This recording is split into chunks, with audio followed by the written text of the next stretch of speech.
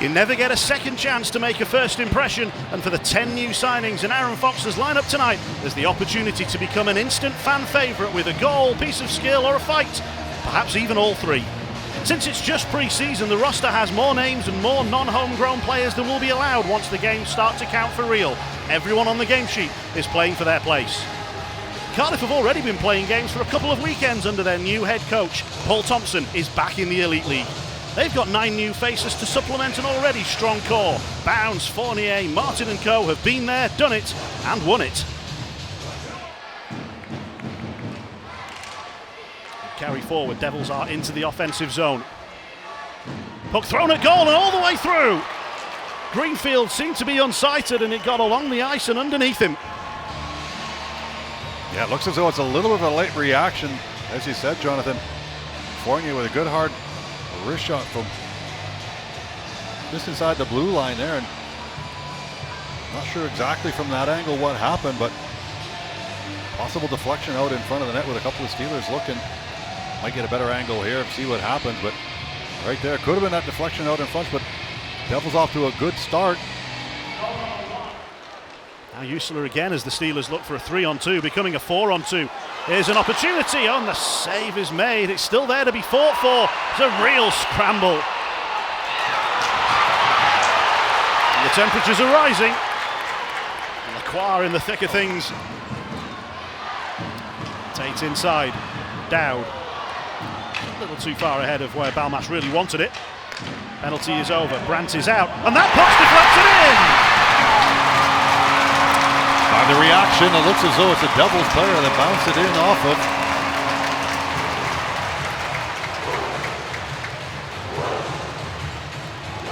You see Cormier just trying to get it through. Bounds actually tries to take a swing at this early and woofs on it as it slows down and goes up and over off a glove. We'll have a little look and see. There, and you can see Ben Bounds going to his left and has to reach back out to the right as he tracked it across his body.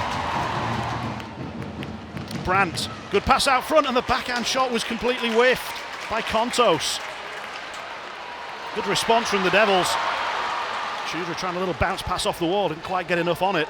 The idea was smart. Olszewski! That's what he does so well. And the Devils answer right back. Yeah, Olszewski just sort of picks up that puck through the neutral zone.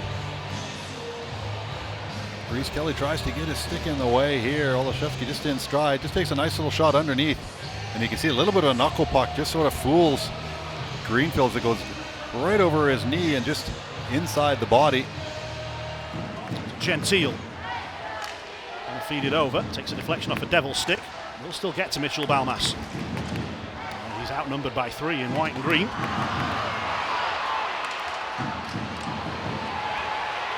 Still receiving attention as he tries to go back towards the Steelers bench. Harper across, Gentile in front, saved by Bounds once and not on the follow-up. Quickest to react was Shudra.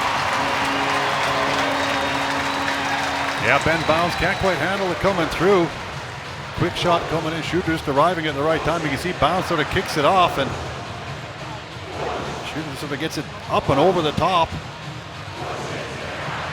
Gets Steelers back into the game here. Good little pressure early doors. Keeps the puck in before that. Balmas, as you said, getting a little bit of attention, but there you see Shudra to go around the outside and just goes to the net to the back post where he thinks that shot or rebound may come to and shovels it up and over. Tremblay quickly back to his skates. Nelson couldn't turn it inside. Duggan will flick it forward. And then hit the deck, and then tangle behind the play, and Duggan. Oh, we got a real tangle here, and we're going to get a fight with Nielsen and Capone. Yeah, Capone come in late after Nielsen makes the hit on Duggan on the sideboards. We don't see the build up to that.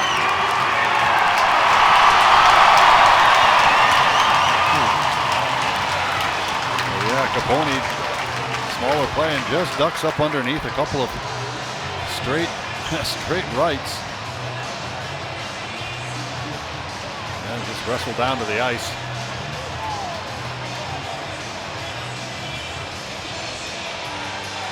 assuming Devils are going to be short-handed as Capone come in after the play to start that. Dowd works it back down and then tees off, and Bounds makes the save. Going back by Jasper. Southorn will swap positions. Dowd tries his luck from the near side and misses the target.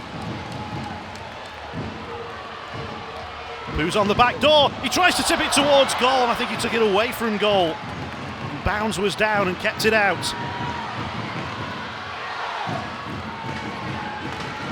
Penalty on Barrow is about to end, but the Steelers get it done in the nick of time through Jordan Southorn. Just a lot of patience there in the build-up.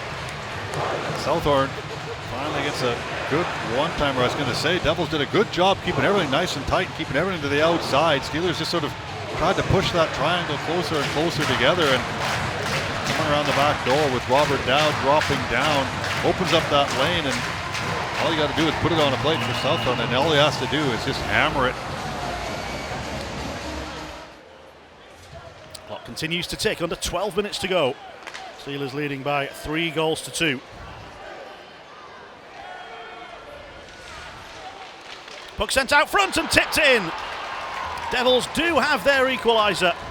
It's Barrow driving to the net front. Yeah, Devils quickly up the ice. You can see Perlini just sort of stops up. Sees Barrow go right through the middle of the ice. Nobody picks him up. You see that right there. And nice deflection right up into the top part of the net over Hopper Greenfield's shoulder.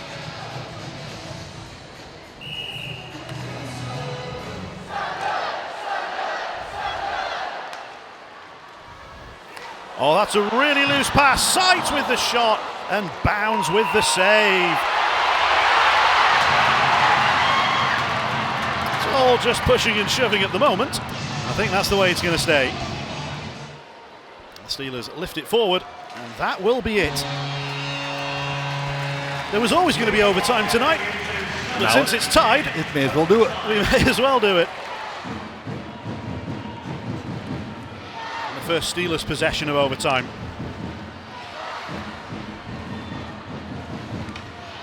Pass towards Cormier is deflected back. He will pick it up.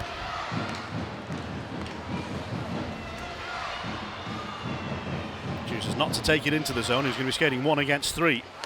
Usula leaves it. Balmas for Usula. Back towards Balmas! The Iceman cometh to win the game for the Steelers. Yeah, Balmas actually takes us out of midair. Usula's trying to get the puck through, whether he's trying to get a shot and a rebound, but you see it's up in the air. And Mitchell Balmas, nice little hand-eye there, takes it off the top of the blade, up and over Ben Bounds, who couldn't do much about that one, to be fair. As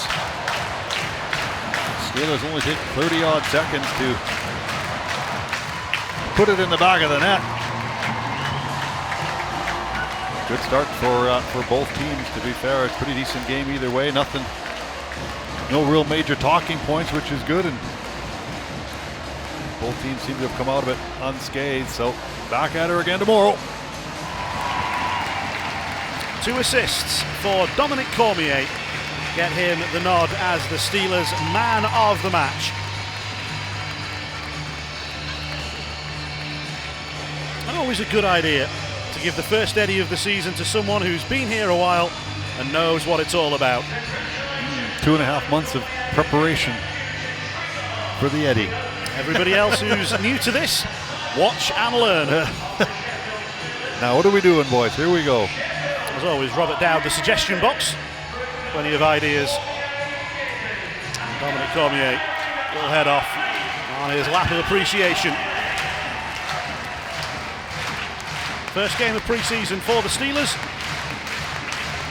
Generally, I think it'll be viewed very positively. Very entertaining game, won by the Steelers early in overtime. Dowd is out at centre ice with Cormier.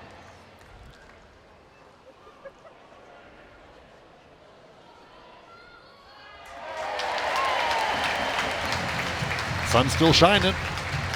Always time for golf.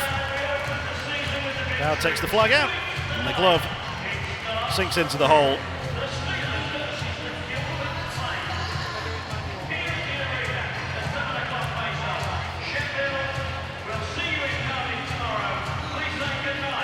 Fans are going home happy tonight. What about the coach?